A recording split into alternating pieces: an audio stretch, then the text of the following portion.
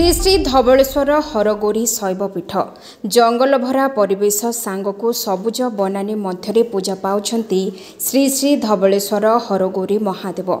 आज को दीर्घ वर्ष धरी जंगल मध्य धवलेश्वर हरगौरी महादेव लोकलोचन को आसी नथिला।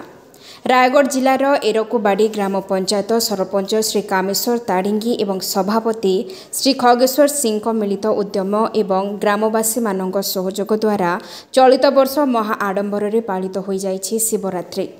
श्री चैतन्य रामजी नाम संकीर्तनर शुभारंभ करथिले। शेषखाल थाना आईआईसी श्रीमती मुनि आचार्य धवलेश्वर मंदिर रे पूजा करी सांस्कृतिक कार्यक्रम शुभारंभ करथिले। ना कामेश्वर ताड़िंगे बड़ईरकोटी ग्राम पंचायत सरपंच कहबे सर आपन अंचल रे महाशिवरात्रि पालन होछि अष्टप्रहर मध्ये होछि कोन सब नीति नियम सब होछि सर मोट हरगौरी धवलेश्वर मंदिर मो संपादक अच्छे। ए वर्ष आम योजना कलु जे आमर पंचायतर बदर व्यक्ति आ वार्ड मेंबर ए टकापाड़ ग्रामर बदर व्यक्ति समस्त को मीटिंग गुटे करी ए वर्ष एत वर्ष है मंदिर तैयारी किसी लोकलोचन को आसी पार ना।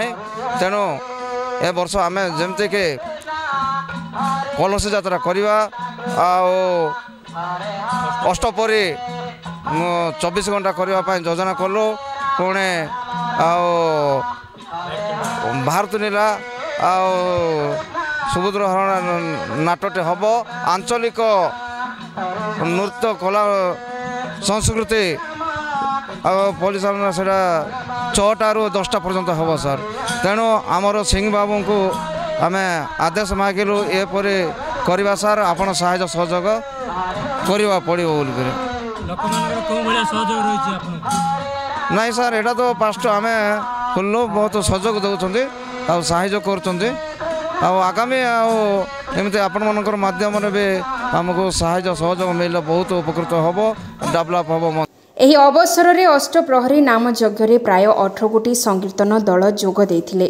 उक्त अंचल में हरि नाम संकीर्तन द्वारा आध्यात्मिक परिवेश सृष्टि होइथिला। सुदूर गंजाम जिल्लारू आसीथिबा नाटक सुभद्रा मागुची शंखा सिंदूर नाटक 2 दिन धरी चलीथिला। मातृमंडली द्वारा मंदिर को आसुथिबा भक्तों पई अन्न प्रसाद वितरण व्यवस्था होइथिला। आईन श्रृंखला परिस्थिति को दृष्टि रखी शेषखाल थाना पुलिस पक्षर व्यापक सुरक्षा व्यवस्था ग्रहण करा जायथिला।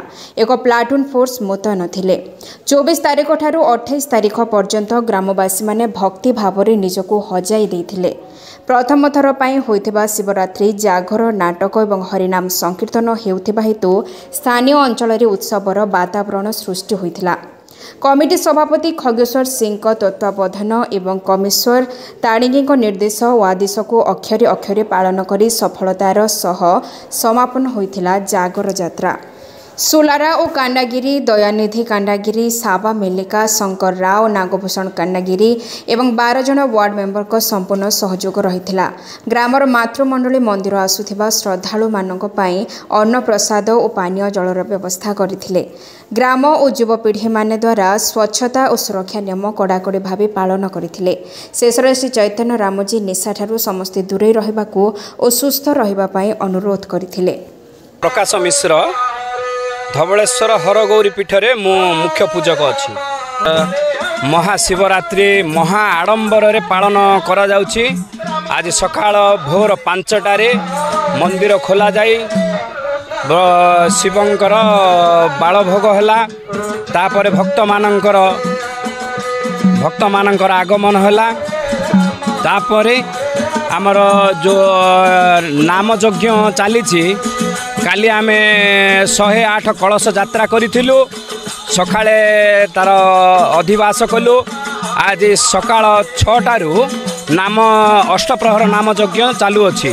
काली सकाळ 6टारे समाप्त हेब एवं नगर कीर्तन हेब दधी हांडी भजन हेब। तापरे आमर नाम रो समापन हेब।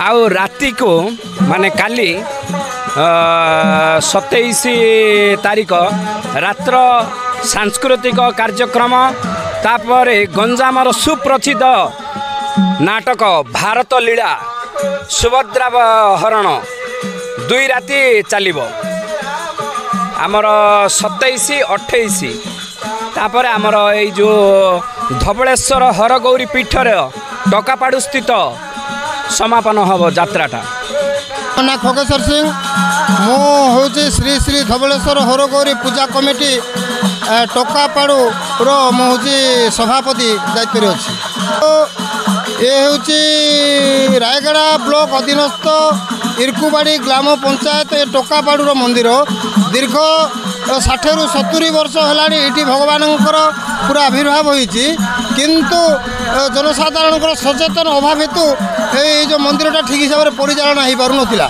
एणु ये वर्ष गोटे आम नूतन कमिटी गठन करूँ ये जो कमिटी को लेकिन आज हूँ पवित्र महाशिवरात्रि एणु आज सका नाम राम आरम्भ हो सका 9 घंटे आम यहाँ राम नाम आरम्भ करूँ आसंता काली की 9 घंटे शेष हम आम रायगड़ा जिलार कोरापुट जिलार प्राय 16-17टा संकीर्तन मंडली को आम निमंत्रण करूँ आने भी भगवान का आशीर्वाद गोटे गोटे दल बर्तमान पहुँची आम पाखे 4टी दल पहुँची सारे कार्यक्रम चालू रही जो कार्यक्रम आसंता काली 9टार शेष होब एवं संध्या 6टारू रात्रि 10टा पर्यंत आमर महाशिवरात्रि जो 3 दिन धरी यात्रा उत्सव हम आईटा पालन कर 6टारू 10टा पर्यंत ये अंचलर जो भाया कि परंपरा इतिहास मैंने सांस्कृतिक कार्यक्रम परिवेशन कर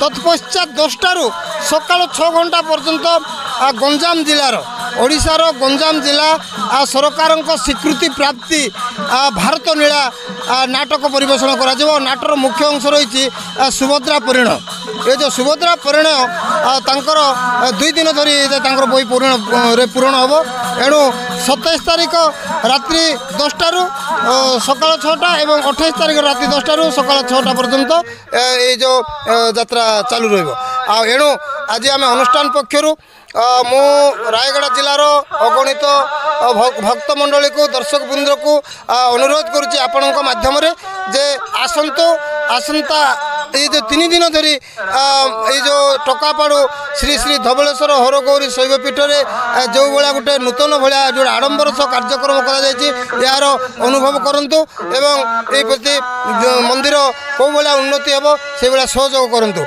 आ धन्यवाद देवी जहाँ हो आपण मानू प्राय 20 किलोमीटर आसी आमको ये जो न्यूज संग्रह करें माने साहाय्य करिथिबारु आपण मानू आम अनुष्ठान तरफ बहुत बहुत धन्यवाद ज्ञापन करुछु।